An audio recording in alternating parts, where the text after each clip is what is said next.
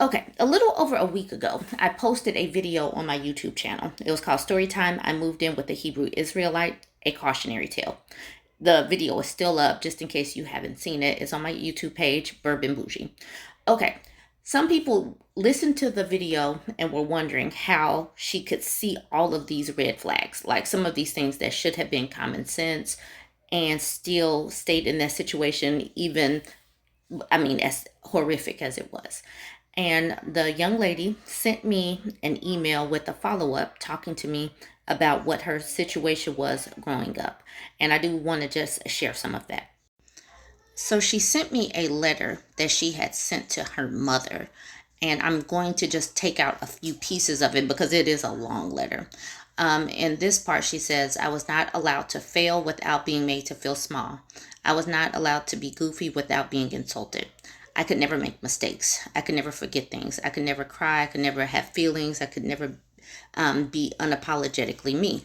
I had to still smile and sit around the family when I was depressed inside from being told how old I looked at the age of 9 years old.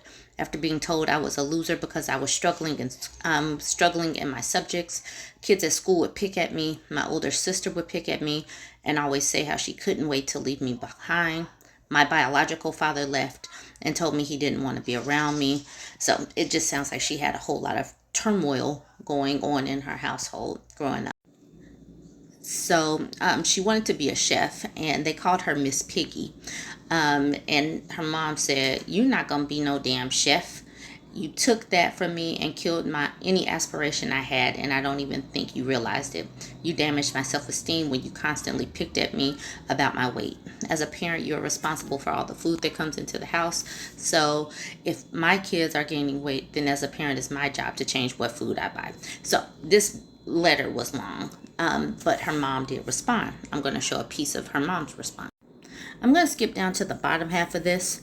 She said, "You probably need to reread your own letter again. Clearly, you weren't happy and you blamed me. It took two parents to create you. One of us got up, went to work every day, made sure you had food, electricity, never homeless, went on vacations, Christmas, birthdays." She basically said, "You're close to 30 and you're still writing me. You still are writing these I hate mom letters." So mom took that whole letter and she's just like, "I thought you had forgiven me. I thought you had moved on." And she has brushed off the situation. I'm sharing this because clearly this woman had issues growing up and was probably really ready to just run into the arms of the first available person, because it does not sound like she had a very favorable growing up home life. But y'all tell me what you think.